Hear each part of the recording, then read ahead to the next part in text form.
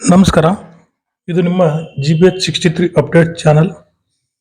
ಕರ್ನಾಟಕ ಗ್ರಾಮ ಆಡಳಿತ ಅಧಿಕಾರಿಗಳ ವೃಂದದ ವತಿಯಿಂದ ಕೈಗೊಂಡ ಮುಷ್ಕರದ ಎಲ್ಲಾ ಬೇಡಿಕೆಗಳನ್ನು ಈಡೇರಿಸಿ ಸಾರ್ವಜನಿಕರ ಕೆಲಸಗಳನ್ನು ಮಾಡಲು ಅನುವು ಮಾಡಿಕೊಡಲು ಒತ್ತಾಯಿಸಿ ಮಾನ್ಯ ಮುಖ್ಯಮಂತ್ರಿ ಸಿದ್ದರಾಮಯ್ಯನವರಿಗೆ ಉಪ ವಿಭಾಗಾಧಿಕಾರಿಗಳು ಹರಪನಹಳ್ಳಿ ಇವರ ಮುಖಾಂತರ ಇಂದು ಮನವಿ ಸಲ್ಲಿಸಲಾಯಿತು.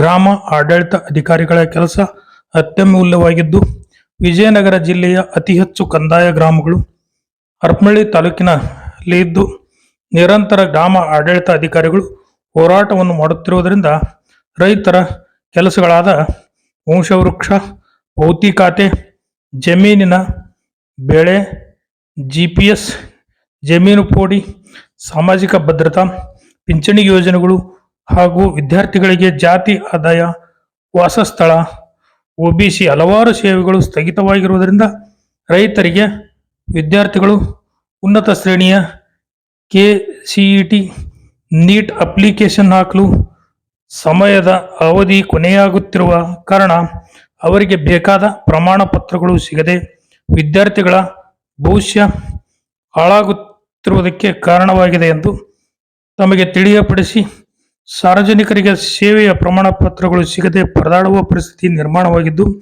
ಸರ್ಕಾರ ಕಣ್ಣು ಮುಚ್ಚಿ ಕುಳಿತು ರೈತರ, ವಿದ್ಯಾರ್ಥಿಗಳ, ಸಾರ್ವಜನಿಕರಿಗೆ ಗಂಭೀರ ಸಮಸ್ಯೆ ಆಗಿದ್ದರೂ ಕೂಡ ಸಂಬಂಧಿಸಿದ ಅಧಿಕಾರಿಗಳು, ರಾಜಕೀಯ ಪ್ರತಿನಿಧಿಗಳು ಇದುವರೆಗೆ ಭರವಸೆ ಹಾಗೂ ಸ್ಪಂದಿಸದೇ ಇರುವುದು ದುರಂತ. ಹಾಗಾಗಿ ಈ ಮೇಲ್ಕಂಡ ಗ್ರಾಮ ಆಡಳಿತಾಧಿಕಾರಿಗಳ ಮುಷ್ಕರದ ಬೇಡಿಕೆಗಳನ್ನು ಕೂಡಲೇ ಈಡೇರಿಸಬೇಕು ಹಾಗೂ ಸಾರ್ವಜನಿಕರಿಗೆ ಪ್ರತಿನಿತ್ಯದ ಕೆಲಸಗಳನ್ನು ಮಾಡಿಕೊಡಲು ಅನುಕೂಲ ಮಾಡಿಕೊಡಲು ಒತ್ತಾಯಿಸಿ ಸರ್ಕಾರವನ್ನು ಒತ್ತಾಯಿಸಲಾಯಿತು.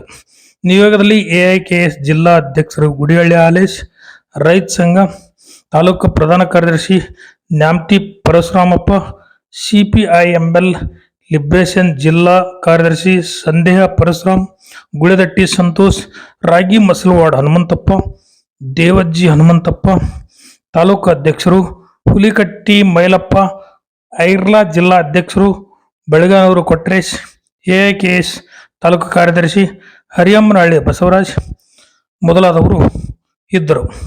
ವರದಿ ಗುಡಿಹಳ್ಳಿ ಹಾಲೇಶ್. ನಮಸ್ಕಾರ. ಇದು GBH63 ಅಪ್ಡೇಟ್ಸ್ ಚಾನಲ್. ದಯಮಾಡಿ ಚಾನಲ್ ಸಬ್ಸ್ಕ್ರೈಬ್, ಶೇರ್ ಮತ್ತು ಲೈಕ್, ಕಮೆಂಟ್ ಮಾಡಿ. ಧನ್ಯವಾದಗಳು.